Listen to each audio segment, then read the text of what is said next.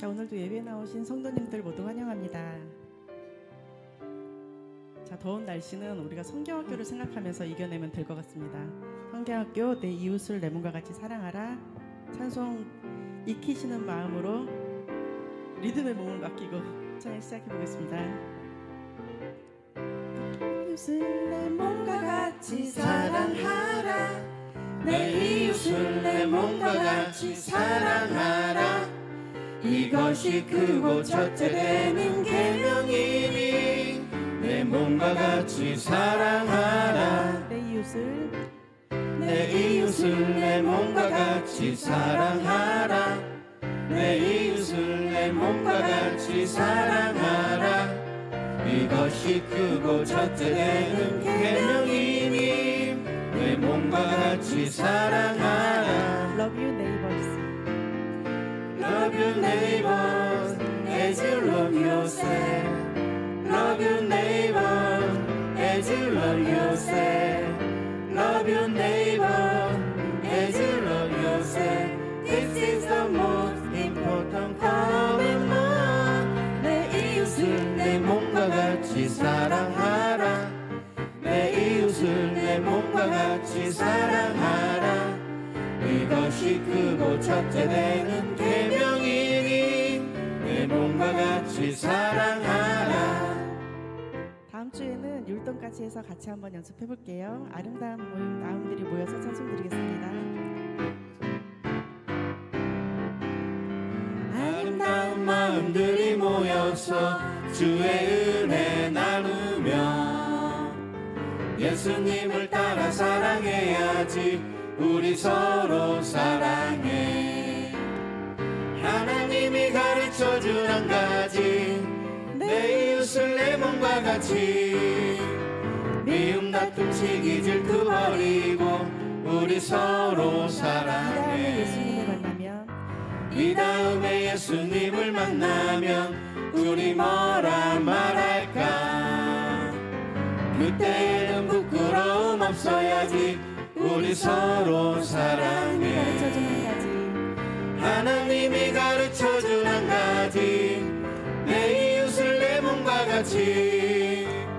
미움 다툼 시기 질투 버리고 우리 서로 사랑해. 찬양하세 찬송 부르겠습니다.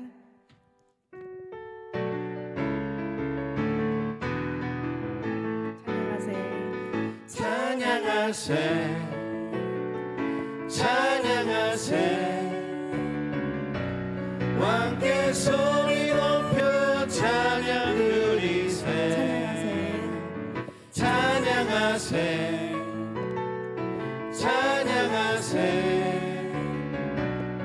왕께 소리 높여 찬양 드리세. 찬양받기에 합당하신 받기에 합당하신 주님,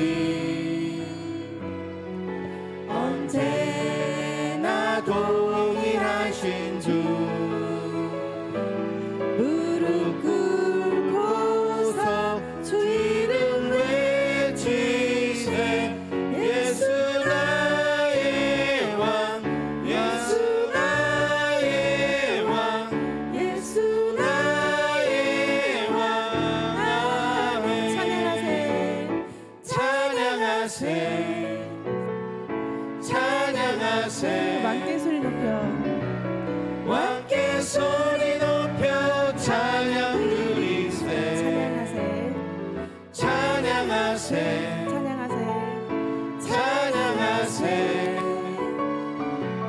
왕께 소리 높여 찬양 드리세. 찬양받기에 합당하신 주님, 찬양받기에 합당하신 주님, 언제나 동일하신 주. 무릎 꿇고서 주 이름 외치세. 예수 나의 왕, 예수 나의 왕, 예수 나의 왕. 아멘. 주님 말씀하시면 다 나아가는 우리들이 되기 원합니다. 주님 말씀하시면 찬송 부르겠습니다. 주님 말씀하시면 내가 나가리다. 주님 뜻이 아니면 내가 멈춰서리다. 나의 가고 서는 것 주님 뜻에 있으니 오 주님 나를 이끄소서. 주님 말씀하시면 내가 나가리다. 주님 뜻이 아니면 내가 멈춰서리다. 나의 가고 서는 것 주님 뜻에 있으니 오 주님 나를 이끄소서. 뜻하신 그곳에 나 있기 원합니다. 이끄시는 대로 순종하며 살리니 연약한 내 영혼 통하여 일하소서. 주님 나라와 그 뜻을 위하여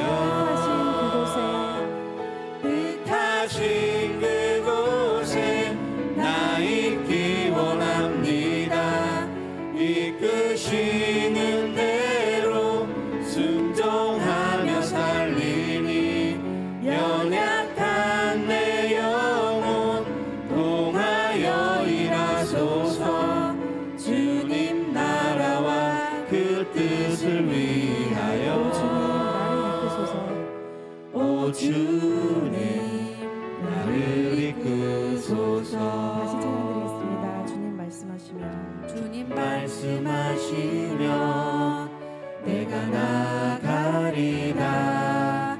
주님 뜻이 아니면 내가 멈춰서리다. 나의 가고 서는 것 주님 뜻에 있으니 오 주님 나를 이끄소서. 주님 말씀하시면 내가 나가리다. 주님 뜻이 아니면 내가 멈춰서리다. 나의 가고 서는 것 주님 뜻에 있으니 오 주님 나를 이끄소서. 뜻하신 그곳에 나 있기 원합니다. 뜻하신 그곳에 나 있기 원합니다. 이끄시는 대로 순종하며 살리니 연약한 내 영혼 통하여 일하소서. 주님 나라와 그 뜻을 위하여 뜻하신 그곳에 나 있기 원합니다. 이끄시는 대로 순종하며 살리니 연약한 내 영혼 통하여 일하소서. 주님 나라와 그 뜻을 위하여 오 주님 나를 이끄소서. 사랑하는 나의 아버지 이름 높여드립니다.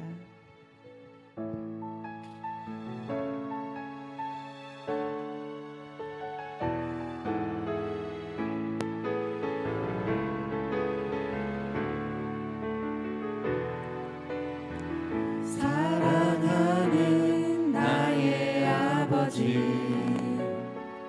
이름 높여드립니다. 주의 나라 찬양 속에 임하시니 능력에 주께 찬송하는 전능하신 하나님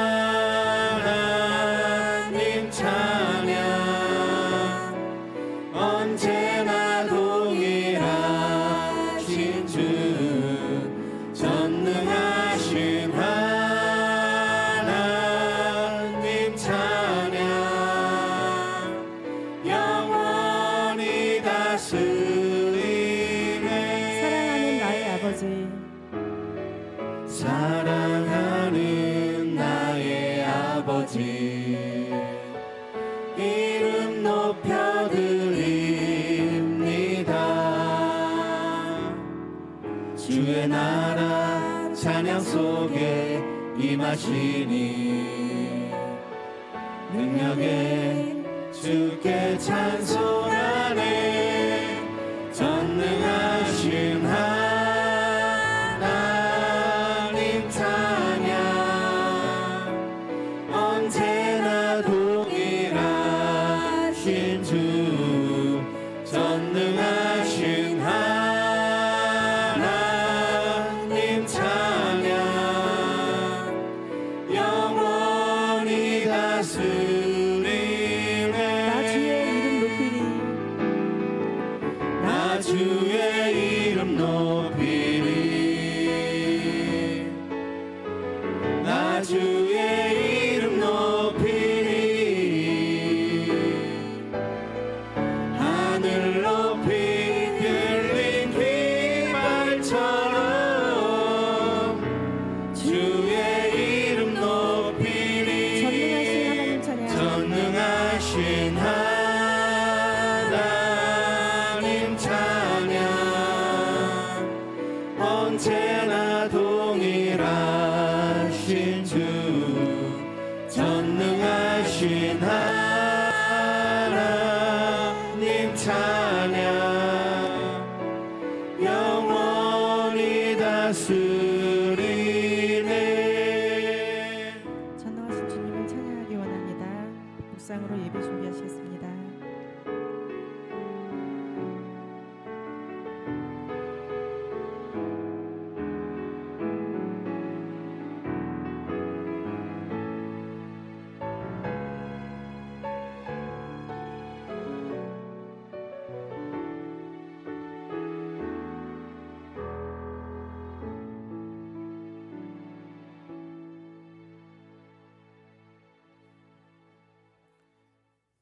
감사합니다.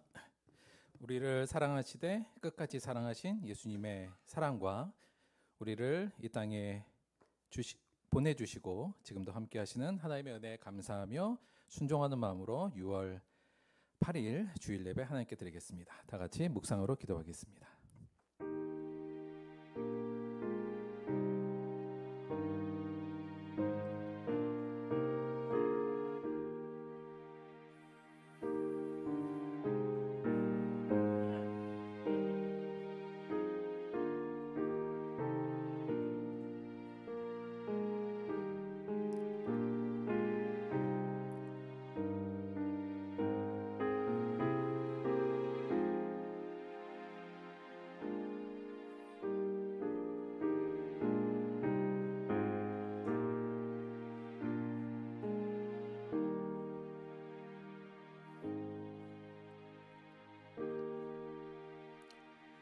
너희 안에 이 마음을 품으라.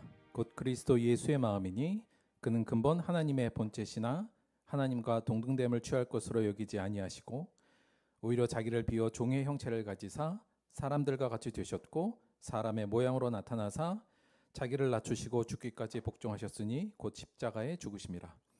이러므로 하나님이 그를 지극히 높여 모든 이름 위에 뛰어난 이름을 주사 하늘에 있는 자들과 땅에 있는 자들과 땅 아래에 있는 자들로 모든 무릎을 예수의 이름에 꿇게 하시고 모든 입으로 예수 그리스도를 주라 시인하여 하나님 아버지께 영광을 돌리게 하셨느니라. 아멘. 사도신경으로 신앙 고백 드리겠습니다. 전능하사 천지를 만드신 하나님 아버지를 내가 믿사오며 그 외아들 우리 주 예수 그리스도를 믿사오니 이는 성령으로 잉태하사 동정녀 마리아에게 나시고 본디오 빌라도에게 고난을 받으사 십자가에 못 박혀 죽으시고 장사한 지 사흘 만에 죽은 자 가운데서 다시 살아나시며 하늘에 오르사 전능하신 하나님 우편에 앉아 계시다가 저리로서 산자와 죽은 자를 심판하러 오시리라.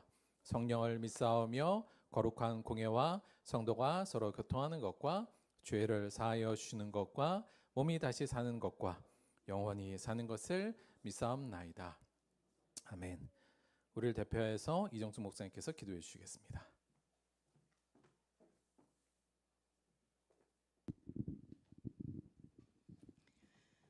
기도하시겠습니다.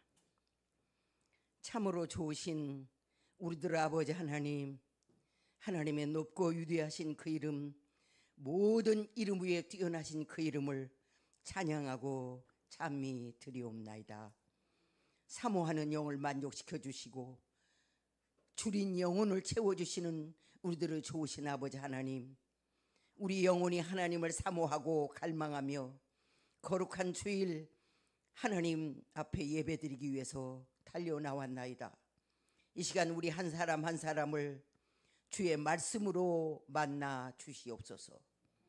아버지 하나님, 장세 전에 그리스도 예수 안에서 우리를 택하시고 하나님의 깊으신 뜻대로 우리를 예정하사 그리스도 예수 안에서 하나님의 아들들이 되어 하늘에 속한 신령한 복을 받게 해주신 하나님의 사랑과 은혜는 만개의 입이 있으되 어찌다 감사할 수 있겠나이까.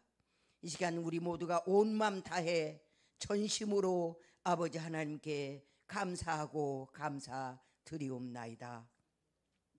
그러나 아버지 하나님, 저희들이 지난 한 주간도 세상 광야에 살면서 아버지 뜻대로 말씀을 쫓아 하나님의 자녀답게 살지 못했나이다.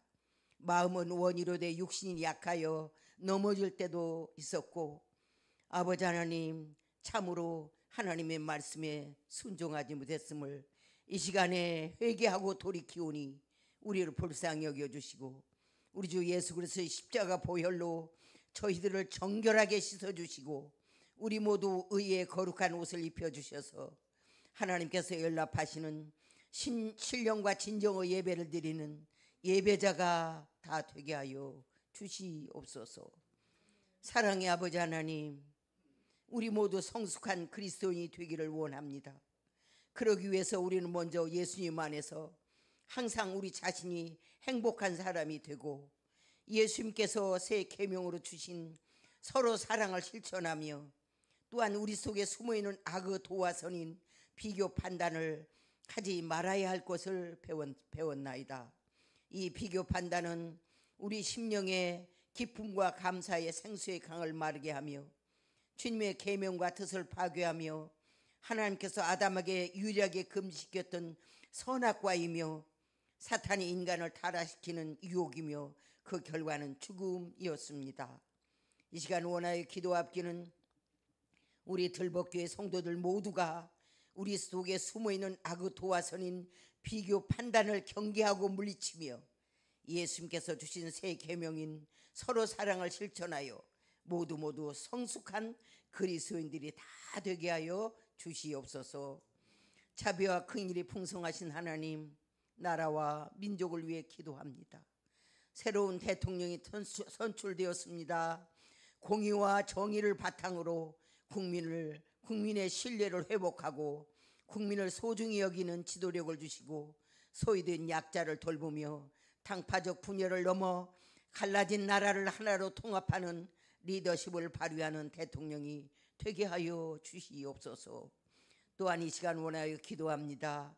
우리 들복교회가 서로 사랑을 실천하여 지상에 하나님의 나라를 세워가는데 본이 되고 모델이 되는 교회가 되게 하여 주시고 오직 예수 그리스도로 하나 된 예수가족 공동체가 되어서 하나님을 기쁘시게 하고 우리 주님께 칭찬받는 교회가 되게 하여 주옵소서.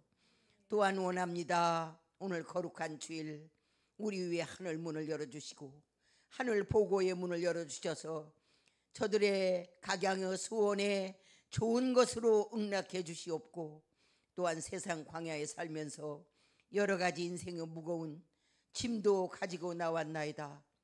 이 시간 십자가 밑에 내려놓사오니 주여, 문제의 홍해수는 갈라지고 문제의 여리고성은 무너져 내리는 이 시간 기적의 현장이 되게 하여 주셔서 모두 축복의 주인공, 기적의 주인공들이 되게 하여 주옵소서. 이 시간 영상으로 예배드리는 우리 성도님들도 위에도 동일한 은혜로 복내려 주시옵소서. 이제 말씀 듣는 시간입니다. 말씀 속에서 하나님의 음성을 듣게 하옵시며 오늘 주시는 말씀이 영혼의 보약 같은 말씀, 우리 삶의 이정표가 되는 말씀, 믿음의 뿌리가 되는 말씀, 문제를 해결하는 열쇠의 말씀이 되게 하시고 옥토에 떨어진 씨앗같이 100배로 열매 맺는 말씀이 되게 하여 주옵소서. 우리 목사님 말씀 주실 때 영역을 7배나 뜨겁게 하여 주시고 성령께서 역사하시는 절정의 시간, 은혜의 강물이 우리의 심령의 재단에 업무라는 시간이 되게 하여 주옵소서. 이 예배가 하나님께는 한없는 영광이요 우리에게는 은혜와 진리로 충만한 은혜의 잔치, 하늘 축제가 되게 하여 주시옵소서. 우리를 구원해 주시기 위해 이 땅에 오신 우리 주 예수 그리스도의 이름 받들어 간절히 원하며 기도드리옵나이다. 아멘.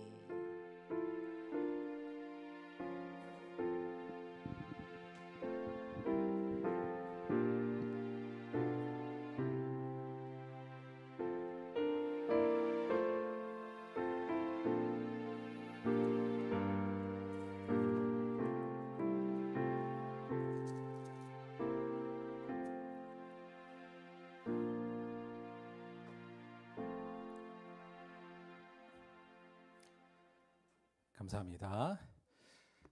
자, 오늘 특송은 좀 사람이 많아요. 우리 김시우, 성가은, 이우선, 김도연, 이희성, 사공수인 이렇게 준비했습니다. 다 앞으로 나와주세요. 준비합시다.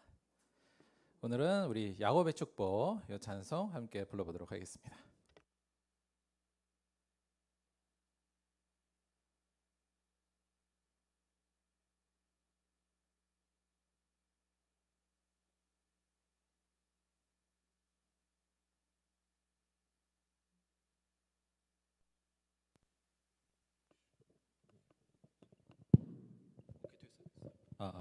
마이크 한 번씩. 됐어. 오케이. 자, 개성이 준비. 오케이. 자, 긴장하지 마시고. 자, 차렷, 경례. 야곱의 축복 드리겠습니다.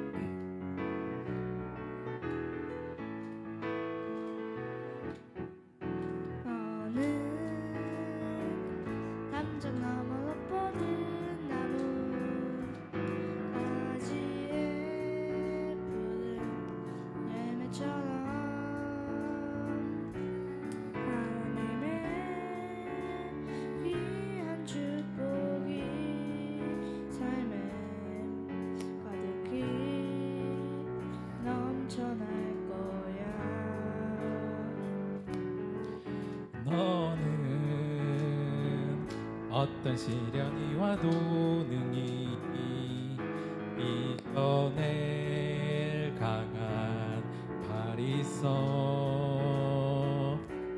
전능하신 하나님께서 너와 언제나 함께 하시니 너는 하나님의 사람, 아름다운 하나님의 사람. 나는 널 위해 기도하며 내 길을 축복할 거야. 너는 하나님의 선물, 사랑스러운 하나님의 열매. 주의 품에 꽃 피운 나무가 되어줘.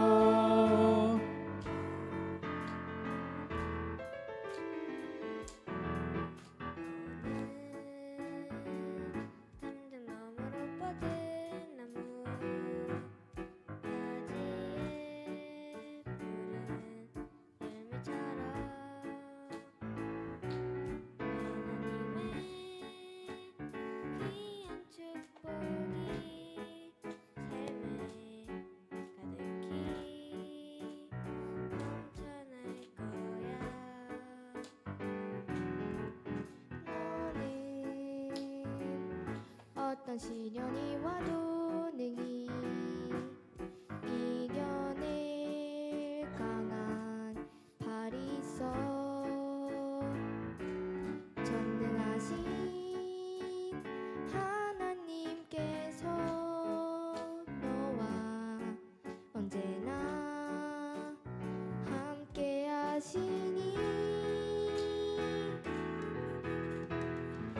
너는 하나님의 사람, 아름다운 하나님의 사람. 나는 널 위해 기도하며 내 길을 축복할 거야. 너는 하나님의 선물, 사랑스러운 하나님의 열매, 주의 품에 꽃 피운 나무가 되어줘. 너는 하나님의 사람, 아름다운 하나님의 사람. 나는 널 위해 기도하며 내 길을 축복할 거야. 너는 하나님의 선물, 사랑스러운 하나님의 열매, 주의 품에 꽃 피운 나무가 되어줘. 차렷 경례.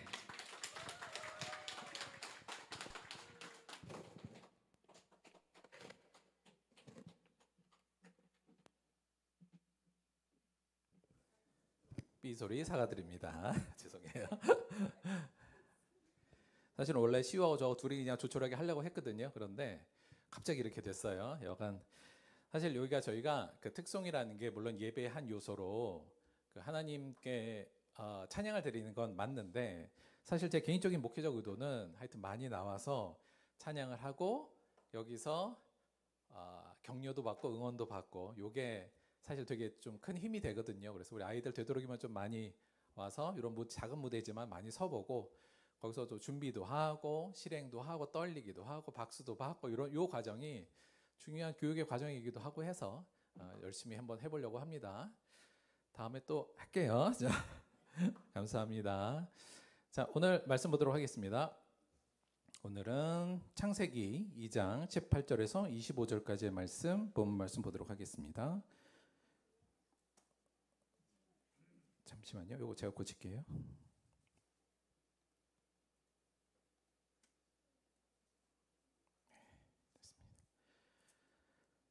구약성경 창세기 2장 18절에서 25절까지의 말씀입니다. 구약성경 2페이지 창세기 2장 18절에서 25절까지의 말씀 우리 교독으로 봉독하겠습니다. 제가 먼저 할게요. 여호와 하나님이 이르시되 사람이 혼자 사는 것이 좋지 아니하니 내가 그를 위하여 돕는 배필을 지으리라 하시니라.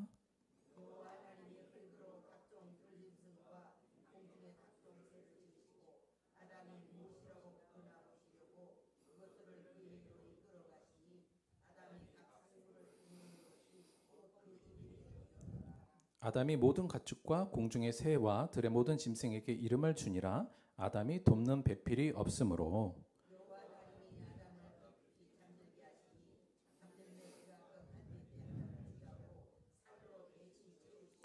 여호와 하나님이 아담에게서 취하신 그 갈빗대로 여자를 만드시고 그를 아담에게 이끌어 오시니,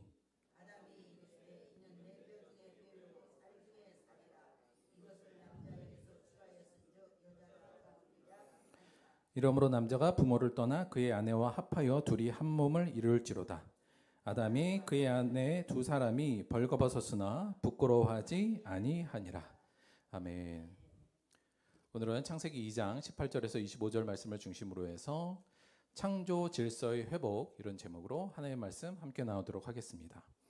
저희가 지난 몇 주 동안에 우리 창세기를 통해서 창조 질서에 대한 얘기를 조금 하고 있어요.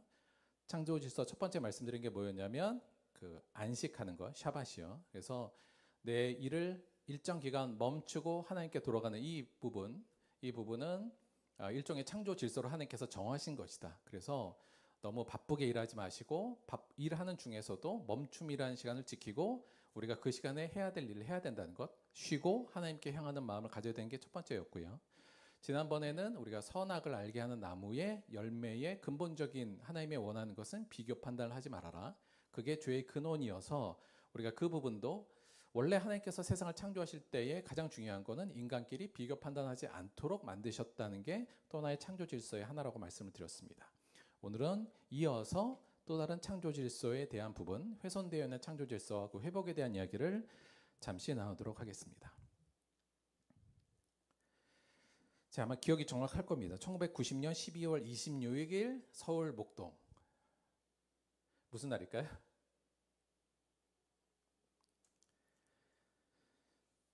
저한테는 이게 역사적인 날입니다. 왜냐하면 91년도 학력고사 합격자 발표 날이에요. 제가 이제 요때 학력고사를 받고 아직도 기억이 선한데 이게 크리스마스 다음 날이잖아요. 요때 합격자 발표가 났습니다. 그 날에 요 날에 아침 1990년 12월 26일 서울 목동에 살 때인데 그날의 공기가 아직도 느껴져요. 그리고 그 날에 ARS에 전화를 띵띵띵해서 수험번호를 뭐 입력하세요 등등등 하면 거기서 들려오는 ARS의 음성이요. 뭐 수험번호 몇명 누구 아무개 이번 어디 지원하신 어디에 합격했습니다. 불합격했습니다. 이게 이제 ARS로 나왔는데 아직도 그 음성이 막 그 들리는 듯합니다. 그날의 공기, 그날의 날씨, 분위기 이 모든 게 30년이 훨씬 지났는데도 이게 아직도 제 머릿속에 있어요. 그만큼 그날이 저에게는 굉장히 기억에 남는 날이었던 것 같습니다. 어찌 보면 그냥 한마디로 말해도 제 인생 중에 가장 기쁜 날 중에 하나이지 않았나 생각이 들어요. 그런데 그냥 저에게 가장 기쁜 날 이 정도로만 하는 게 아니라 이 기쁨의 날 특히나 왜 이렇게 내 인생에 30년이 지났는데도 불구하고 이 날이 그렇게 고스란히 기억되느냐 이 기쁨이 대체 뭐냐 이 부분을 약간 메타인지를 활용해서 조금 더 객관적으로 보자면 잠깐 분석하면 좀 이럴 수 있을 것 같습니다. 대체 이 기쁨이 무엇을 통해서 나한테 온 것인가? 그러니까 무엇이 이거의 근거가 돼서 나에게 이 기쁨이 된 것인가를 조금 생각해 보면 이 기쁨이 저에게 발생할 수 있었던 건 첫째는 일단 기본적인 노력과 희생이 있었던 건 사실이겠죠. 저도 나름대로 열심히 노력하고 했으니까 그날에 이제 합격이라는 뭐 어떤 그 결과를 받아들이는 거니까 이게 영향이 있었을 겁니다. 그런데 그거에 못지않게 제가 볼 때는 행운이 크게 작용했어요. 이게 무슨 얘기냐면 제가 사실은 이때 학력고사 시험 볼 때 제일 취약 과목이 수학이었는데 수학이 성적이 제일 안 나왔어요. 근데 이제 수학의 점수 이게 크잖아요. 그러니까 수학의 점수가 잘 안 나오니까 전체 점수가 이렇게 좀 낮은 편이었는데 이날 이 1991년 수능이 아니라 학력고사가 여태 있었던 모든 시험 중에 수학이 제일 어려웠습니다. 자, 그러니까 아마 지금까지도 제일 어려웠던 수학 중에 하나로 아마 꼽힐 거예요. 그러니까 저한테 뭐가 좋게 됐냐면 저는 원래 수학 성적이 안 좋은데 수학을 좀 잘하는 애나 수학을 좀 못하는 애나 변별력이 안 생긴 거예요. 그러니까 저보다 원래는 수학 잘하는 애들은 받아가야 될 점수를 못 받고 저는 어차피 못하니까 비슷해진 겁니다. 그리고 저는 딴 과목에 강점이 있었으니까 그걸로 인해서 사실은 상대적으로 굉장히 이득을 본 시험이었어요. 반대로 생각하자면 원래 수학을 잘하고 공부를 많이 하고 저보다 원래 실력이 좋았던 애는 그날 불행을 만난 겁니다. 그래서 원래 자기가 낼 성적보다 성적이 좀 떨어졌죠. 사실 생각해보면 그렇잖아요. 이게 합격이냐 불합격이냐가 사실 몇 점 차이로 그냥 결정이 나는 건데 거기에서 이런 행운과 불행은 사실은 어찌 보면 이게 약간 장난 같기도 하고 이게 무슨 운명인가 그런 생각도 들고요. 여하간 저는 그 행운이 있어서 그 기쁨이 생겼던 거죠. 근데 이것도 마찬가지입니다만 근본적으로 이날에 제가 그렇게 기쁜 날로 기억되는 것 중에 하나는 그 이유 중에 제일 제가 볼 때 큰 건 이겁니다. 3명의 좌절과 아픔이 있었기 때문입니다. 무슨 얘기냐면 당시 제가 이제 과를 지원했을 때 경쟁률이 대충 4대1 정도 됐어요. 그러니까 수치로만 보자면 저는 붙었을 때 저 외에 3명은 떨어진 거잖아요. 그렇죠? 근데 그 떨어진 3명은 그날이 1990년 12월 26일이 아마 인생에서 제일 아픈 날 중에 하나로 기억될지도 모릅니다. 그 3명은 그날 좌절과 아픔을 겪었어요. 만약에 이들의 좌절과 아픔이 없었으면 사실은 제 기쁨도 사실 큰 의미가 없었을 겁니다. 생각해보면 그렇잖아요. 그냥 지원만 하면 모든 사람이 합격하는 거면 제가 그렇게 기뻤을까요? 아니잖아요. 이 합격이라는 것은 소수고 나머지는 많은 다수가 떨어지는 그 환경에서 제가 붙었기 때문에 그날은 저에게 기쁜 날이 된 거죠. 어찌 보면 그래서 이 기쁨, 저의 평생에 기억에 남는 이 기쁨의 50% 이상은 3명의 좌절과 아픔을 원료로 해서 생긴 거라고 할 수 있습니다. 뭐 그렇게까지 생각할 필요가 있나요? 있죠. 그게 사실이니까. 그래서 저에게 있어서 이렇게 큰 기쁨의 날라고 기억되는 이 기쁨의 성격은 이런 거였습니다. 타인과의 경쟁에서 승리하여 얻게 되는 짜릿한 쾌감과 타인과의 비교에서 우월한 지위를 획득함으로부터 오는 만족함이 그날이 1990년 12월 26일이 저에게 기쁨으로 다가오는 근본적인 이유였다는 겁니다. 좀 찝찝하죠. 왜냐하면 그 기쁨이 소위 말하면 나쁜 부산물들을 많이 양산한 기쁨이었기 때문입니다. 따라서 오늘날은 이 날이 그렇게 막 기쁜 날로 기억되지는 않습니다. 뭐지? 약간 이런 느낌이 있는 거죠. 어쩌면 그날 저한테 이 행운이 없었으면 저에게는 아주 안 좋은 날로 기억될 수도 있었겠죠. 근데 이 타인과의 경쟁에서 이김으로 오는 이 기쁨이요. 결국은 이 기쁨의 성격이 그건데 이거의 대체 좀 특징을 조금 한번 생각해 볼 필요가 있는 것 같아요. 이 기쁨. 첫째는 이 타인과의 경쟁에서 내가 이겼다는 때 오는 그 기쁨은 첫째는 매우 높은 기쁨의 강도가 있습니다. 다른 것보다 내가 누군가와 경쟁해갖고 내가 이겼을 때 느끼는 그 기쁨은 우월적 성취감을 줌과 동시에 이게 뇌적으로 보면 이제 도파민이 폭발한다고 그러죠. 그래서 그냥 이 누군가 막 대결해서 싸우고 경쟁해서 이겼을 때는 정말 매우 다른 기쁨보다도 높은 기쁨의 강도를 우리에게 줍니다. 두 번째는 강력한 중독성을 좀 갖고 있습니다. 그러니까 이게 도파민 폭발이라니까 당연하겠습니다만 한번 이렇게 이긴 거를 통해서 이 기쁨이 한번 느껴지면 또 계속적으로 그 기쁨을 추구할 수밖에 없고 더 큰 승리와 더 희박한 승리 혹은 남들은 다 안 갖고 있는 것을 내가 가졌을 때 그 기쁨이잖아요. 마찬가지의 어떤 소유로 따지자면 그러니까 이런 거죠. 그러니까 남들이 다 갖고 있는 걸 내가 없을 때는 두려워하고요. 부끄럽고 남들이 다 갖고 있는 걸 내가 소유했을 때는 어느 정도 안정감이 생기고 남들은 못 가는 걸 내가 가졌을 때 기쁨이 오는 거. 요 관계가 지금 경쟁에서의 기쁨과 부끄러움의 어떤 상관관계인데 이게 굉장히 중독성이 있다는 겁니다. 그래서 우리가 경쟁에서 이기는 거로 인해서 벌어지는 것들, 특히 도박 같은 거예요. 게임이나 스포츠, 이 모든 것들이 사실은 굉장한 중독성을 가지고 있죠. 그래서 이 타인과의 경쟁에서 이김으로 얻는 기쁨은 강력한 중독성을 가지고 있습니다. 세 번째는 아까 말씀드린 것 같지만 이 경쟁에서 이김으로 얻는 기쁨의 특징은 타인의 패배를 원료로 한다는 특징이 있습니다. 즉 타인의 아픔과 좌절이 크면 클수록 내 기쁨은 커지고요. 타인의 좌절과 아픔이 적으면 적을수록 내 기쁨도 작아지는 그 함수관계가 있는 기쁨이라는 겁니다.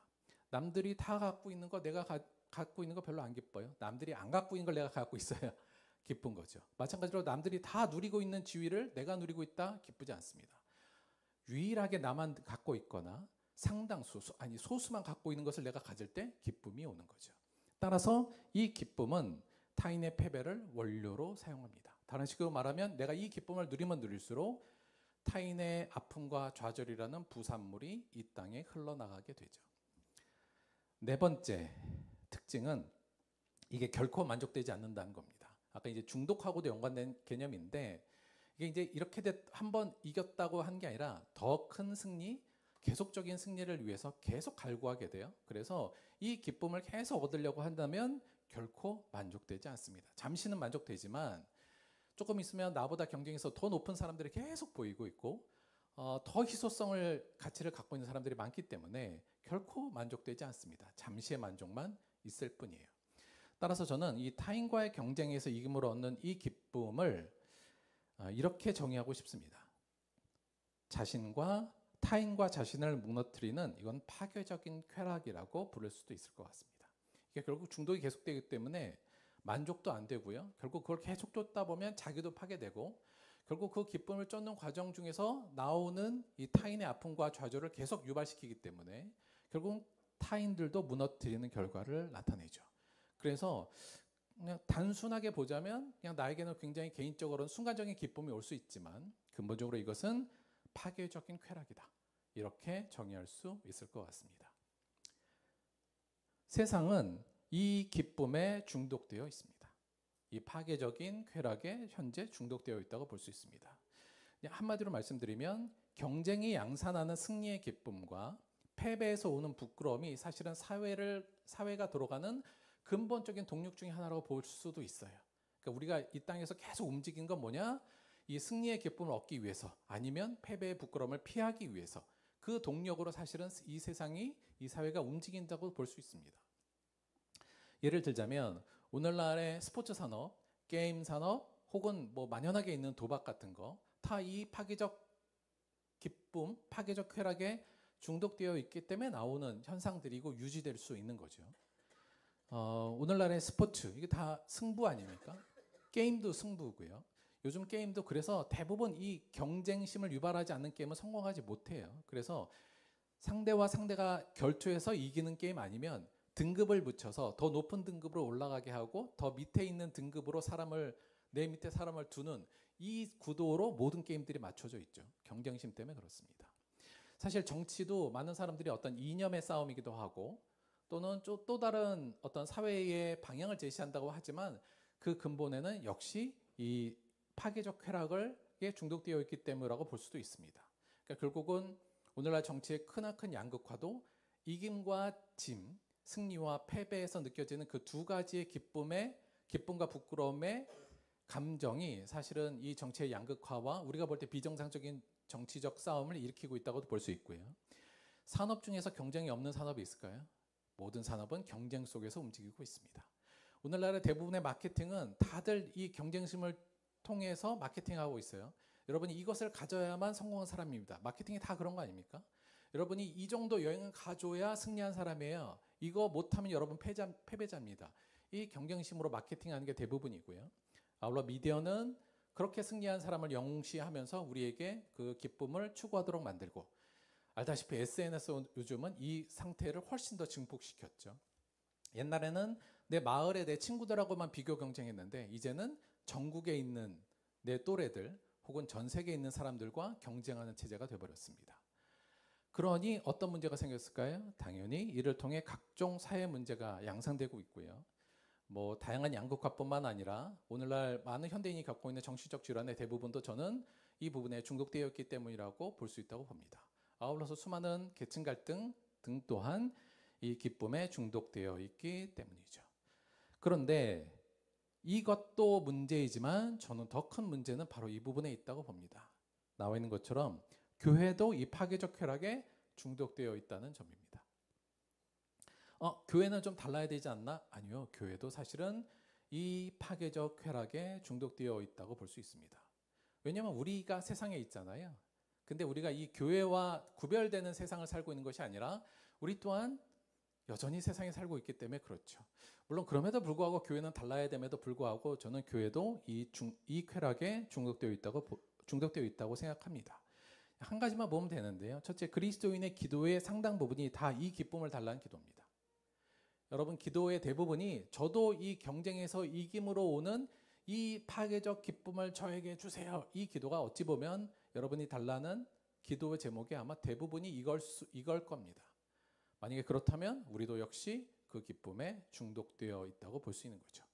제가 그날이 아직도 기억되는 것처럼 그렇게 중독되어 있었던 것처럼 우리 또한 지금 중독되어 있습니다. 아울러서 제가 볼 땐 교회 안에서도 이 경쟁 심리를 활용한 교회 운영이 엄청나게 성행하고 있습니다. 그러니까 교회에서는 이러한 경쟁을 통한 기쁨과 패배를 통한 부끄러움의 이 두 가지의 감정을 조율해서 제가 경험한 바로는 교회도 이것을 통해서 교회를 운영합니다.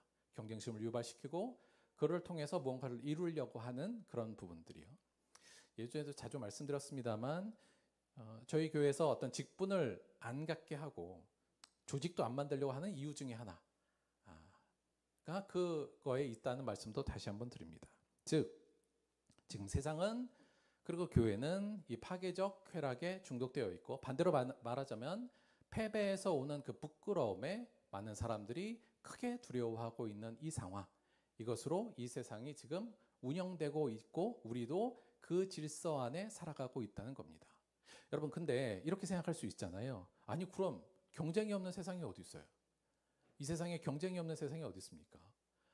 열심히 노력해서 이기고 진 사람은 부끄러워하고 이긴 사람은 그 기쁨에 그 열매를 얻어가는 거? 그거 너무 당연한 세상의 질서 아닌가요? 그거 아니고 세상이 가능합니까? 이렇게 말씀하실 수 있을 것 같아요. 저도 걱정입니다. 그게 과연 가능한가? 근데 가능하냐 아니냐를 떠나서 하나님이 이 땅을 처음에 만드셨을 때는 이 질서가 당연한 질서는 아니었다는 건 확실한 것 같습니다. 자, 오늘 말씀은 우리가 사실은 결혼식 가서 자주 보는 본문이긴 해요. 그런데 이 바로 지난주 말씀 바로 다음으로 이어지는 말씀인데요. 이 말씀은 사실 여기서 이제 남자와 여자의 문제, 그리고 이제 결혼의 문제로 이 본문을 보통 많이 보는데, 뭐 그게 틀렸다는 건 아닌데, 관점을 조금만 더 크게 보자면 지금 아담이라는 최초의 하나님께서 만든 사람에게 하나님께서 최초의 지금 이웃을 붙이는 장면입니다. 내가 아니라 나라는 아담에게 또 다른 타인이 처음으로 생기는 이 모습이거든요. 이 모습을 잘 살펴보면 하나님이 처음에 원했던 창조의 질서가 잘 드러납니다. 오늘 하나씩 잠깐 그 부분을 살펴볼게요. 18절, 여호와 하나님이 이르시되 사람이 혼자 사는 것이 좋지 아니하니 내가 그를 위하여 돕는 베풀을 지으리라 하시니라. 첫째, 하나님께서는 일단 사람을 관계적 존재로 창조하신 건 맞는 것 같습니다. 그러니까 사람이 혼자 살 수 있는 것이 아니라 관계를 통해서 살 수 있도록 하나님께서 이미 만드셨다는 것이 이곳에서 좀 볼 수 있어요. 그래서 우리는 사람과 사람 사이의 관계를 통해서 살아가도록 이미 구성되어 있다. 이 정도로 저희가 이해할 수 있고요. 자, 그런데 그 관계적 존재이기 때문에 하나님께서 지금 아담 옆에 또 다른 사람을 하나 만드시잖아요.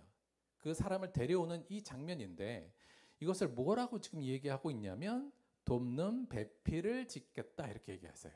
자, 19절부터 일단 조금 지나가면 여호와 하나님이 흙으로 각종 들짐승과 공중의 각종 새를 지으시고 아담이 무엇이라 부르나 보시려고 그것들을 그에게 이끌어 가시니 아담이 각 생물을 부르는 것이 곧 그의 이름이 되었더라. 하나님께서 아담을 만드시고 아담을 통해서 하나님의 일을 대리시켰습니다. 이 땅에 있는 모든 생명과 창조 세계를 다스리고 관리하라는 일이었어요. 자, 근데 그걸 관리하다 보니까 아담 혼자 하기가 버겁다는 것이 보이는 거죠. 그래서 하나님께서는 20절 아담이 모든 가축과 공중의 새와 들의 모든 짐승들에게 이름을 주는 일을 하지만 아담이 돕는 배필이 없는 걸 안타까워하십니다. 그리고는 그에게 돕는 배필을 주시려고 하는 장면이에요.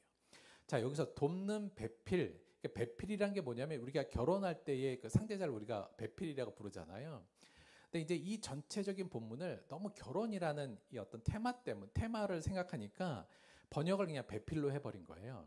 근데 사실 생각하면 물론 이 관계에서 좁게 보자면 배필이라고 번역하는 것도 맞는데 조금 더 이거를 약간 더 객관적으로 보자면 여기 나오는 첫 번째 에제르라는 단어가 이게 헬퍼, 돕는 자입니다. 그러니까 이게 돕는 자라는 의미는 근데 우리가 돕다라는 건 이게 좀 존재가 약한 사람이 보조적인 역할을 하는 것으로 생각되는데 여기서의 돕는다는 개념의 에제르는 그런 개념이 아니라 그러니까 하나님께서 이스라엘을 도우신다 할 때 썼던 에제르예요. 그러니까 여기서는 이 돕는 사람이 지위가 높고 낮고 능력이 많고 적고 이 관계를 의미하는 것이 아닌 거죠. 그러니까 여기서의 돕는 것은 굉장히 상호적이고 수평적인 관계의 돕는 자라의 개념이 있습니다. 그런 의미로 보자면 이걸 동역자로 번역하는 것도 합당하고요. 중요한 게 여기 배필로 우리가 번역되어 있는 이 부분이요. 이게 케네그도, 근데 뒤에 그 네그도라는 단어의 그 히브리어의 의미 자체가 뭐냐면 이게 맞은편에 있는 사람이라는 개념입니다. 맞은편에. 그러니까 내가 여기 있고 하나님께서 맞은편에 돕는 자를 세우신 거예요. 이 맞은편이란 개념이 내가 있고 이 사람이 있고 상응한다는 개념도 있고요. 이게 반대의 개념도 있습니다. 그러니까 나와 반대쪽에 있는 사람이라는 의미예요. 그러니까 그건 어떤 의미로 저희가 해석할 수 있냐면 나와는 다른 존재예요. 그러니까 남자 여자가 얼마나 다릅니까? 그러니까 달라야 근데 뭔가 서로 보완하고 도와줄 수가 있잖아요. 그러니까 아담하고는 다른 반대편에 서서 상응하지만 서로 다른 존재를 동역자로 도와주는 자로 하나님께서 세우셨다 이 의미가 되는 거죠. 다시 말하면 아담이라는 최초의 사람 거기에 지금 최초의 이웃 타인을 붙이시는데 그 타인의 정체가 뭐냐면 한마디로 말하면 상호 보완적 동역자를 세우셨다는 얘기입니다. 이게 돕는 배필을 세우셨다는 의미예요. 자, 그러니까 하나님께서는 하와를 아담에게 붙이실 때 그를 상호 보완적 동역자로 세우신 겁니다. 이 얘기는 아담과 하와는 어떤 관계라고요? 상호가 서로가 보완할 수 있는 동역자의 관계란 의미이고 그 의미가 어떤 의미를 다시 품고 있냐면 그렇기 때문에 이 둘은 상호 보완을 통해서 하나 되는 게 하나님 보실 때 가장 아름다운 창조 질서에 합한 거란 얘기입니다. 그래서 그 다음에 보시면 연합하여 하나됨의 관계가 바로 이 둘의 관계라는 뜻이죠. 보면 그래서 아담이 하와를 보자마자 하는 말이 뭐예요? 그러니까 결국 그를 위해서 하나님께서 하와를 어떻게 창조하셨어요? 아담의 갈빗대를 취하셔서 거기에 살을 입혀서 하와를 만드셨고, 하와를 데려왔을 때 아담이 한 말이 뭐예요? 내 뼈 중에 뼈요, 살 중에 살이라. 이렇게 얘기했잖아요. 이게 뭐예요? 이게 나라는 의미예요. 그렇죠? 하나라는 의미 아닙니까? 얘하고 나는 원래부터 하나인 존재구나 라면서 연합하여 하나됨의 관계를 추구할 관계라는 것을 이야기해주고, 결국 그 아내와 합하여 둘이 한 몸을 이룬다는 의미로 이 둘은 결국 연합을 통해서 하나를 이루어야 되는 관계를 설명하고 있다고 볼 수 있습니다. 그러니까 이 세 가지의 내용을 종합해 보면 하나님께서 처음에 타인이라는 어떤 존재를 아담에게 붙이실 때는 결국 뭐였냐면, 그 타인은 경쟁을 통한 서열 및 지배관계가 아니라 상호 보완적 연합으로 하나님의 사역을 함께 감당하는 동역자로 붙여주셨다는 얘기입니다. 물론 부부관계에서도 이건 마찬가지입니다. 부부도 당연히 서로가 누가 높고 낮고가 아니라 서로가 하나님께서 부족한 자의 부족한 면을 채우기 위해서 하나님께서 상호 보완적 동역자로 세우신 자고, 그걸 행함으로 통해서 하나 되게 하는 게 하나님께서 우리에게 원하신 거고 처음에 만들어 놓은 질서라는 것이죠. 하나님께서는 타인을 만드실 때, 야, 니들끼리 경쟁해서 이긴 사람을 내가 좋아할게, 이게 전혀 아니었고요.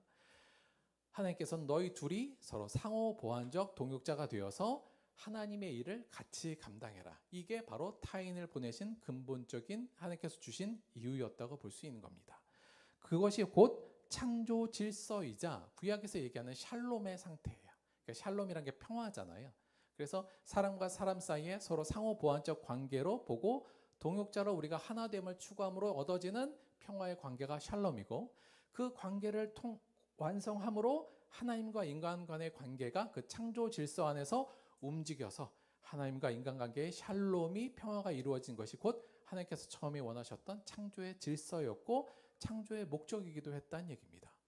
따라서 처음부터 우리는 경쟁하도록 이 세상이 구성되지도 않았고 경쟁하도록 하나님께서 만드시지도 않았다는 거죠. 이건 약간 논란이 있긴 있습니다만 창세기 1장 29절에 30절에 보면 동물들도 서로 살육하는 것이 최초에는 없었습니다. 처음엔 동물들도 풀을 먹도록 하나님께서 했어요. 29절에서 30절에 동물들도 하나님께서는 풀을 먹이셨습니다. 서로 잡아먹게 안 하셨던 거죠. 나중에 보면 나중에 이 부분이 이사야 예언에서 다시 이들이 서로 살육하지 않는다는 어떤 비전을 보여주면서 처음에 하나님께서는 이 경쟁, 서로가 죽이고 살육하는 이 부분을 사실 하나님께서 원하신 부분이 1도 없다는 얘기입니다. 하나님께서는 연합하고 동역하며 서로 사랑과 존중을 통한 샬롬의 상태를 만드는 것, 그것이 하나님이 만든 최초의 세계였고 창조의 질서였고 하나님의 목적이었다는 것이 사실 창세기는 잘 나타나는 거죠. 놀라운 건 바로 그 다음에 이어지는 창세기의 이야기입니다. 그 다음 얘기가 뭐냐면 어떻게 진행되냐면 3장 시작하잖아요. 창세기 3장 1절에 이렇게 시작돼요. 그런데 뱀은 여호와 하나님이 지으신 들짐승 중에 가장 강교하니라, 이렇게 시작되죠. 그때부터 이 창조의 질서가 깨지는 부분으로 시작됩니다. 자, 근데 뱀이 우리가 다 아는 것 같이 아담과 하와를 유혹하잖아요. 뭘로 유혹하죠? 경쟁심입니다. 뭐라고 하냐면 너희가 그것을 먹는 날에는 너희 눈이 밝아져 하나님같이 된다라고 얘기하잖아요. 야, 너 하나님보다 못한 존재잖아. 그런데 이거 먹으면 하나님처럼 된다? 이건 경쟁심에 대한 물 부추긴 겁니다. 그리고 하와가 봤더니 이게 정말 먹음직도 하고 지혜롭기도 하고 탐스럽기도 해서 결국 먹게 되죠. 아담도 먹게 되고요. 결국 그래서 우리가 잘 아는 것 같이 인류의 역사는 시작이 되는데 그걸 통해서 이 경쟁심으로 통한 유혹에 넘어가서 불순종을 하게 되고 결국은 선악을 알게 한 나무를 따먹고 인류는 타락하게 됩니다. 타락한 인류는 결국은 어떤 모습을 갖게 되느냐, 타락을 통해서 우리가 알다시피 경쟁해서 우열을 가리기 위한 전쟁을 하는 사람들로 변화되기 시작합니다. 가인과 아벨이 그 첫 시작이죠. 경쟁을 통해서 수치심을 느낀 가인이 자신의 동생을 죽이는 이 일, 그리고 그 이후에 인류들은 끊임없이 서로가 경쟁하고 이기고 우열을 가르고 힘 있는 자가 힘 없는 자를 압제하며 폭력을 행하는 모습으로 점점 변해갑니다. 그리고 결국 하나님께서 그것을 보시고 내가 세상을 잘못 만들었구나라고 후회하시죠. 그러고 나서 하나님께서 뭘 하셨어요? 바로 화합과 하나됨의 창조 질서를 파괴한 인간에 대해서 심판하기로 결정하십니다. 그래서 홍수를 내리셨잖아요. 자, 그 이후에 또 하나님께서 어떤 계획을 세우셨냐면 우리가 알다시피 다시 이 회복을 위해서 섭리를 시작하셨죠. 그 섭리의 첫 번째 시작은 뭐였냐면 창조 질서의 회복을 위해서 유대 민족을 따로 세우십니다. 하나님께서 유대 민족을 선택하여 따로 세운 이유는 결국 창조 이 질서를 다시 회복하기 위한 거였어요. 사실 생각해 보면 그 그래서 율법의 핵심이 뭐라고요? 하나님을 사랑하고 이웃을 네 몸과 같이 사랑하라는 거잖아요. 결국은 창조 질서, 서로 경쟁하고 싸우고 서로 승패를 가리고 기쁨과 부끄러움을 누리는 그 구조를 그 파괴된 세상에서 다시 하나님이 원래 만드셨던 창조의 세계, 창조 질서의 세계 연합하고 서로 보완하고 하나 되고 평화로운 그 세계를 만들기 위해서 복원하기 위해서 이스라엘 민족을 하나님께서 택하신 겁니다. 이스라엘 민족은 그 사명을 잘 감당했을까요? 잘 알다시피 실패하죠. 이들도 처음에는 그런 듯 하였지만 결국은 경쟁심에 그리고 이기고 승리의 기쁨에 도취되어서 이들을 끊임없이 이 유혹과 이 승리의 기쁨, 타락적 쾌감에 중독됩니다. 그래서 결국 그들은 실패해요. 특히나 그들이 이 경쟁에서 이기기 위해서 그들은 우상을 섬기기 시작합니다. 여러분, 고대 세계의 대부분의 우상들이 여러 우상의 종류가 있지만 근본적으로 다 전쟁의 신이에요. 전쟁에서 이기기 위해서 우상을 세웠단 말이에요. 그러니까 내 힘으로는 못 이기니까 이 신의 힘을 통해서 이겨야겠다는 생각으로 세운 게 대부분의 우상이었고 이스라엘의 민족도 마찬가지. 우상을 통해서 이기겠다는, 주변국을 이기겠다는 마음으로 사실은 많은 우상을 섬겼고 그를 통해서 결국은 하나님께 심판을 받게 되기도 하고요. 결국 그들이 이 경쟁에서 이김의 그 쾌락을 추구함을 통해서 나중에 사회 지도자들은 사회 아래에 있는 사람들을 돌보지 않고 그들의 그 기쁨에 도취되어서 자신의 밑에 있는 부끄러움을 당하는 자들을 밟고 자신의 기쁨을 계속 누림을 통해서 결국 이스라엘 민족은 타락하게 됩니다. 그리고 하나님께서는 그들을 그 다음에 어떻게 하셨을까요? 당연히 그래서 그들을 심판하시죠. 그래서 우리가 알다시피 유대 민족을 하나님께서 멸망시키십니다. 근데 멸망시키는 방법도 굉장히 흥미로워요. 어떻게 멸망시키시죠? 그들이 그렇게 좋아했던 경쟁에서 패배하게 만듭니다. 전쟁에서 패배해서 그들을 멸망시킴으로 그들을 심판하시죠. 자, 그러고 나서 끝났을까요? 아니요. 하나님은 다시 이 창조 질서의 회복을 위해서 그 다음 스텝, 다음 단계를 밟으셨습니다. 그 다음 단계가 누구셨죠? 그 다음 단계가 바로 예수님이에요. 그래서 하나님께서는 예수님을 통해서 이 창조의 질서를 회복하기 위해서 예수님을 지금 보내신 겁니다. 과거에. 그래서 하나님과 사람과 사람 사이에 샬롬의 관계를 회복시키고 그 창조 질서를 회복시키기 위해서 예수님을 이 땅에 보내신 거죠. 예수님께서는 자신이 십자가에 돌아가심으로 죄인된 우리들이 하나님과 인간의 관계의 샬롬을 만드셨고 자신의 죽음을 통해서 그의 가르침 뭐예요? 서로 사랑하라. 서로 사랑해. 서로 싸우지 말고 서로 경쟁하지 말고 그 내용의 말씀을 선포함을 통해서 사람과 사람 사이에 샬롬을 회복하라고 원하셨습니다. 그리고 그것을 가르치셨고 그것을 위해서 뭘 세우셨어요? 교회를 세우셨습니다. 그래서 교회는 바로 예수님이 세운 그 교회는 교회를 통해서 이 창조 질서를 회복하기 위해서 하나님께서 세우신 곳이에요. 따라서 교회는 오늘날 우리가 있는 이 교회는 바로 하나님이 마지막 희망, 창조 질서를 회복하기 위한 마지막 희망의 장소라고 볼 수 있습니다. 그런데 이 교회가 역시 계속적으로 이 파괴적 기쁨에 중독되어서 경쟁에서 이기고 부끄러워하는 자의 그 부끄러움을 감싸 안지 않고 그것을 기반으로 내 기쁨을 추구하려는 그 기쁨을 계속 추구한다면 마치 과거의 유대의 민족이 그랬던 것처럼 그리고 노아 시대의 사람이 그랬던 것처럼 우리는 어떻게 될까요? 당연히 심판으로 하나님께서는 나아오실 겁니다. 따라서 오늘 우리가 생각해야 될 것은 뭐냐면 이게 굉장히 무서운 일이구나. 경쟁을 통한 기쁨을 얻게 하는 것이 하나님의 전체적인 창조 질서를 파괴하는 일이며 지금 하나님께서는 그것과 싸우고 있고 그것과 싸우기 위해서 우리를 세우셨다는 것을 명확하게 인지하는 게 중요합니다. 파괴적 이 쾌락을 쫓는 것은 하나님과 정면으로 대치하는 것이며 하나님의 사역과 하나님의 역사를 통해서 하고 있는 하나님의 섭리의 가장 큰 걸림돌이 되는 일이죠. 따라서 오늘 우리는 제일 먼저 우리가 꼭 기억해야 될 것은 이 파괴적 기쁨으로부터 벗어나는 일일 겁니다. 사실 이 창조 질서의 회복에 대한 비전이 성경에서 아주 잘 나와 있어요. 하나님께서 나 정말 이거 원해 이거야. 나는 정말 이런 세상이 됐으면 좋겠어. 내가 만든 이 세상이 회복됐으면 좋겠어라는 것이 여러 곳 나오는데 아주 대표적으로 우리가 자주 봤던 이사야서 말씀. 이사야가 예수님이 오시면 이런 세상으로 변화될 거야 라고 하면서 보여줬던 꿈, 보여줬던 비전, 우리가 잘 아는 내용이에요. 이 내용. 그때 이리와 어린 양과 함께 살며 포범이 어린 염소와 함께 누우며 송아지와 어린 사자와 살찐 짐승이 함께 있어 어린아이에게 끌리며 암소와 곰이 함께 먹으며 그것들의 새끼가 함께 엎드려지며 사자가 소처럼 풀을 먹을 것이며 젖 먹는 아기가 독사의 구멍에서 장난하며 젖된 어린아이가 독사의 굴에 손을 넣을 것이니라. 서로 힘이 있고 서로 능력이 있다고 힘이 없는 자를 잡아먹는 것이 아니라 경쟁에서 이기는 자가 모든 것을 독식하는 그 사회가 아니라 모든 사람들이 각각 다른 특징을 갖고 있지만 연합하여 하나 되는 세상. 예수님이 오면 그 세상을 만들 거라고 이사야는 이 비전을 선포했고요. 우리가 잘 아는 교회를 사실 신약 성경에서 교회를 어떻게 표현하냐면 죄송합니다. 이게 AI 그림이라 영 만족스럽진 않습니다만 교회를 사도 바울이 교회를 뭐라고 규정했어요? 여러분 교회는 이겁니다. 오직 하나님의 몸을 고르게 하여 부족한 지체에게 존귀를 더하사 몸 가운데서 분쟁이 없고 오직 여러 지체가 서로 같이 돌보게 하셨으니 만일 한 지체가 고통을 받으면 모든 지체가 함께 고통을 받고 한 지체가 영광을 얻으면 모든 지체가 함께 즐거워하느니라. 너희는 교회는 그리스도의 몸이요 지체의 각 부분이라. 너희 중에 우열을 가릴 게 없어. 교회는 다 한 몸이고 각 몸의 한 지체이고 하나일 뿐이야.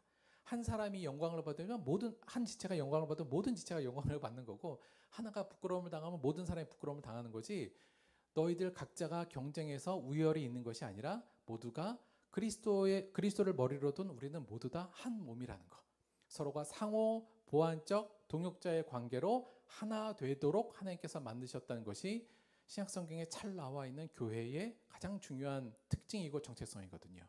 이게 하나님께서 우리 교회에게 원하시는 바고 하나님의 비전이고 예수님을 통해서 세우신 하나님의 또 다른 하나님의 창조의 질서를 회복한 하나님의 나라로 이 교회를 세우셨다는 겁니다. 즉 하나님의 창조 질서의 회복은 한마디로 말하면 경쟁이 아닌 화합의 질서를 다시 회복하는 것. 그것을 만들어내는 것이 크게 거시적으로 볼 때 하나님이 이 세상을 지금 운행하고 계시고 하나님이 섭리를 진행하고 계신 가장 중요한 목적이며 우리는 그 중요한 목적에 굉장히 중요한 사명을 지금 감당하고 있는 거죠. 따라서 그리스도인들은 경쟁에서 오는 그 기쁨에 중독되어서는 안 됩니다. 경쟁에서 승리했을 때 오는 그 짜릿한 승리에 중독되어서는 안 됩니다. 마찬가지로 패배했을 때의 그 부끄러움에 너무 두려워할 필요가 없고 두려워해서는 안 됩니다. 왜냐하면 두려워하면 두려워할수록 승리를 위한 갈구가 더 커지니까요. 그리고 우리는 서로를 바라볼 때 경쟁의 관계가 아니라 상호 보완적 동역자라는 사실을 분명히 인식해야 됩니다. 그럴 때 우리는 하나님의 창조 질서를 회복하는 교회로서의 사명을 온전히 완수할 수 있을 겁니다. 마지막 정리할게요. 창조 질서의 회복, 경쟁에서 화합으로예요. 첫째, 경쟁을 통해 승리의 기쁨을 누리고 패배의 공포를 감당하는 것은 창조 질서가 아닌 타락한 세상의 결과물임을 인식하자. 이게 참 어렵긴 합니다. 모든 세상이 다 경쟁하고 있고 그 경쟁에서 이긴 사람한테 다들 박수 쳐주고 있고 그들에게 수많은 물질적 보상을 해주고 있으며 모든 사람들이 다 거기에 환대를 보내는데 그것이 타락한 세상의 결과물로 인식한다는 것은 상당히 어려운 일이긴 하죠. 그러나 이건 분명합니다. 분명한 하나님께서 만드신 창조의 세계가 아니라는 사실을 꼭 인식하시기를 바랍니다. 그래서 내가 그 기쁨을 좀 얻었다고 그렇게 좋아할 것도 없고요. 혹시 경쟁에서 패배했다고 그것을 그렇게 슬퍼하지도 않았으면 좋겠어요. 저도 사실 그럼 어떻게 이 부분에 대해서는 조금 어려운데 일단 그 부분 생각하시고요. 두 번째, 하나님은 인간들 서로가 상호 보완적 동역자로 만드셨고 서로가 화합과 하나 되어 하나님의 사명을 감당하는 살롬의 질서를 만드셨다는 것을 꼭 기억하시기 바랍니다. 세 번째는 교회는 서로를 하나님이 보내준 상호적 동역자로 바라보고 화합함으로 타락한 경쟁 사회에 참된 창조 질서를 알리는 사명이 있습니다. 따라서 교회는 경쟁해서 높고 낮음을 생각하거나 그것으로 조직을 운영하거나 그것으로 조직을 더 번성케 하는 일은 저는 하지 않았으면 좋겠습니다. 세상이 볼 때 교회는 다르구나 이걸 느껴야 되는데 교회가 전혀 다르지 않은 것을 보여준다는 건 교회 자체의 생존 이유가 없는 거거든요. 교회는 원래 그런 것이라는 걸 꼭 기억해 주시고요. 그러기 위해서 네 번째, 이를 위해서 경쟁에서의 승리의 기쁨에 중독되지 맙시다. 근데 이게 말씀드렸지만 저도 그날이 그렇게 기억되니 물론 지금은 그렇게 안다고 스스로가 인지합니다만 참 어려운 일인 것 같습니다. 아마 여러분에게도 최고의 기쁨은 남들이 못 가진 것을 내가 가졌을 때 그 기쁨, 아마 그 기쁨이 최고의 기쁨으로 생각될 겁니다. 그러나 꼭 기억합시다. 내 기쁨이 수많은 사람들의 더 많은 나의 기쁨을 통해서 많은 사람들이 절망과 아픔과 고통을 느낀다면 우리가 그 기쁨을 과연 추구해야 될지 그 기쁨에 중독되지 말고 또 한편 패배의 부끄러움에 사로잡히면 안 됩니다. 이게 어찌 보면 더 클 수도 있는데 우리는 이 부끄러움을 당하지 않기 위해서 어떻게든 이기려고 하거든요. 그러나 사실 생각해보면 부끄러운 게 아닙니다. 인간끼리 약간의 경쟁 속에서 지는 게 그렇게 큰 부끄러움이겠습니까? 오히려 하나님의 창조 질서를 파괴하는 것을 부끄럽게 생각하는 것이 그리스도인의 올바른 생각이라는 생각이 듭니다. 우리 사랑하는 들복교회 성도 여러분, 승리의 기쁨에 중독되지 맙시다. 때로 패배할 수도 있어요. 그것을 그렇게 부끄러워하지도 맙시다. 아무것도 아닌 거죠. 이렇게 마지막 근데 생각이 드실 수 있을 것 같아요. 그럼 이 세상에서 패배자로 살란 말이냐? 이 세상은 늘 경쟁의 사회이고 경쟁의 질서인 이 사회에서 그럼 뭐야? 패배자로 살라는 얘기입니까? 이렇게 반문할 수도 있을 것 같습니다. 사실은 목회적으로만 보자면 저는 이 정도 했으면 좋겠어요. 일단 경쟁에 정정당당하게 경쟁하고요. 꼼수 부려서 이기려고 하지 말고 정정당당하게 경쟁하고 이겼다고 그렇게 교만할 필요도 없고 졌다고 그렇게 부끄러워할 필요도 없는 정도의 마음으로 삽시다. 이렇게 얘기하는 게 그냥 목회적으로는 제시할 수 있는 부분이 아닌가라는 생각이 듭니다. 그런데 제가 이걸 만약에 그냥 성경적으로 이 질문에 대답하라고 그런다면 그게 왜 패배인데요? 이렇게 얘기해야 될 것 같아요. 여러분, 예수 그리스도의 십자가는 패배입니까? 성공입니까? 여러분, 겉으로 보면 이건 패배인 거예요. 당시에 유대 기독교 지도자와 로마 권력에 맞선 예수님께서 처절한 패배의 모습입니다. 그렇지 않습니까? 그 경쟁과 싸움에서 져서 예수님은 십자가에 못 박히신 거잖아요. 근데 우리가 이걸 패배라고 생각하나요? 이걸 오히려 우리는 승리라고 이야기하고 있지 않습니까? 마지막으로 히브리서 12장 2절 예수님을 바라볼 이렇게 얘기했습니다. 믿음의 주여 또 온전케 하시는 이인 예수를 바라보자. 그는 그 앞에 있는 기쁨을 위하여 십자가를 참으사 부끄러움을 개의치 아니하시더니 하나님 보좌 우편에 앉으셨느니라. 하나님의 보좌 우편에 앉았다는 건 무슨 얘기인가요? 진정한 승리자라는 이야기고요.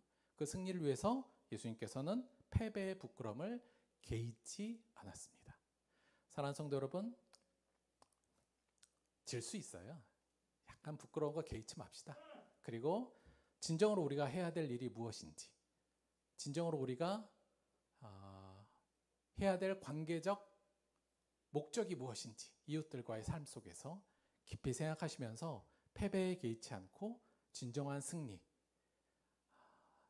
경쟁에서의 승리가 아니라 하나님 나라에서 볼 때의 진정한 승리를 화합으로 하나됨으로 누리시게 되는 저 여러분이 되기를 주님의 이름으로 축원드립니다. 말씀 생각하시면서 잠시 기도하도록 하겠습니다.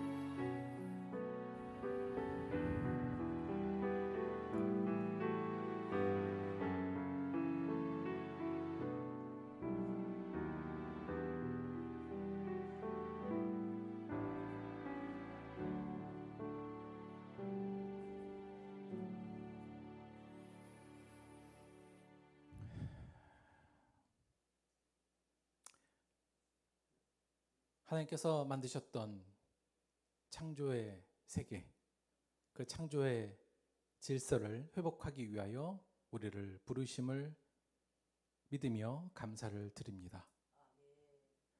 주여, 그 창조의 질서를 위해서 이 땅에서의 세상의 질서를 따라가지 않기로 결단합니다. 이기고 더 높아지고 더 귀해지는 삶이 아니라 그를 통해서 다른 이들에게 패배와 절망과 아픔을 주는 자가 아니라 서로 격려하고 보완하여 서로 사랑하여 하나님의 샬롬의 질서를 이루는 믿음의 진정한 사람들로 이 땅을 살아갈 수 있도록 인도하여 주옵소서. 그를 통해 벌어지는 결과에 대해 세상 사람들이 비웃다 할지라도 그 비웃음을 개의치 않는 자가 되게 하여 주옵소서. 예수님께서 그 부끄러움을 개의치 아니하시고 우리를 위해서 죽었듯이 우리 또한 그 사명 위에 달려가는 자가 될 수 있도록 인도하여 주옵소서. 주여, 우리 안에 있는 승리의 쾌락에 중독되어 있는 병을 고쳐주시고 진정한 주님의 질서를 사모할 수 있는 자가 될 수 있도록 역사하여 주옵소서. 감사드리며 예수님의 이름으로 기도드렸습니다. 아멘. 지금은 제가 다쳐서 못하고 있는데 제가 한참 이제 러닝 시작했잖아요. 그래서 요 주변을 러닝을 매일 뛰고 있는데 제가 이제 체중도 많이 나가고 그래서 이제 빨리 뛰면 무릎도 상하고 그래가지고 되게 천천히 조깅을 하거든요. 그러면 꼭 그 시간대에 어떤 젊은 여자가 같이 뛰는데 휙 지나가요. 자, 그럼 어떻게 되냐? 욱합니다. 그리고는 여자를 막 쫓아가요. 남자가 지금 여자가 내 앞을 근데 막 근데 제가 볼 때 이 여자분은 오래 하셨나 봐요. 제가 못 따라가요 결국. 그러면 천천히 뛰면서 제가 뭐라고 스스로를 유언할까요? 나는 내 페이스를 유지해야 돼. 이게 참 무서운 이게 어찌 보면 우리가 본성 안에 있는 무서움이라는 생각이 듭니다. 그래서 그럴 때마다 오늘의 말씀을 생각하면서 이기지 않으려고 노력하는 중입니다. 저도 괜찮거든요. 좀 먼저 가시라고 하면 되는데 그걸 그렇게 굳이 이기려고 제가 그러고 있더라고요. 죄송합니다. 자, 오늘 광고 특별한 건 없고요. 하나만 말씀을 드리면 들벅교회 보리수의 계절이 돌아왔습니다. 자, 지금 보리수 빨갛게 잘 익었어요. 여러분, 보리수는 제가 약장수 아니고요. 황산화 작용, 면역력 강화, 피부 회복, 노화 방지, 눈 건강과 피로 회복에 효능이 좋습니다. 진짜예요, 여러분. 그래서 오늘 미션은 보리수 열매 먹기 미션 드리도록 하겠습니다. 상은 특별히 없어요. 보리수 열매가 상이라고 생각하시고 단 하나 요거 지키셔야 돼요. 이게 뭐냐면 탄닌 성분이 많아갖고 많이 먹으면 소화불량이 걸릴 수 있습니다. 그래서 저는 여러분에게 많이 주고 싶지만 한 사람당 10알까지만 제안하도록 하겠습니다. 10알까지만 따서 드시면 돼요. 보리수가 어디 있는지는 잘 물어보시고 가셔서 보리수 아직 안 익은 건 따시면 안 돼요. 빨갛게 잘 익은 거 10알까지 따서 내가 소화가 좀 잘 안 된다 하신 분은 한 5개 정도만 드세요. 그냥 드셔도 지금 약 안 쳐서 괜찮은데 혹시 조금 그러면 이 수도가에 가서 한번 물 씻어서 보리수 먹는 미션 식사하고 꼭 수행하시기 바랍니다. 감사합니다. 헌금을 위해서 기도하고 주기도문함으로 예배 마치도록 할게요.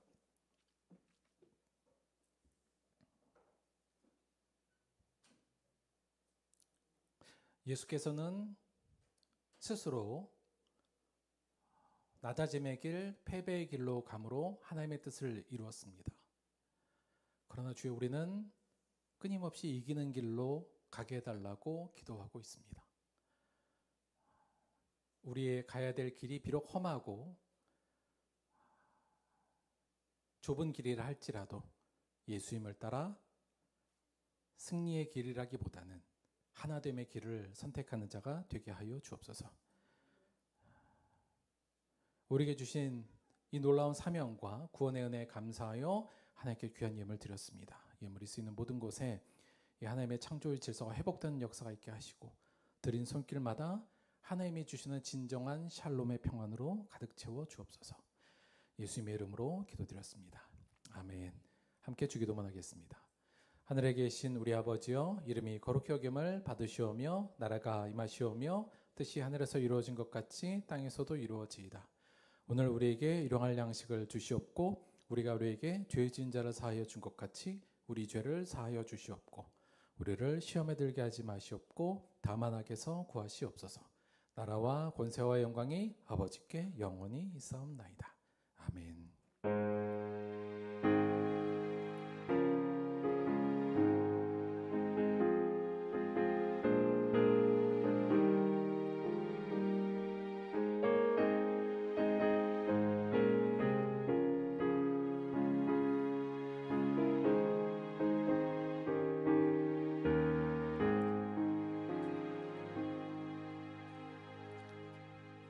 하나님께 감사의 박수 드리겠습니다. 수고하셨습니다.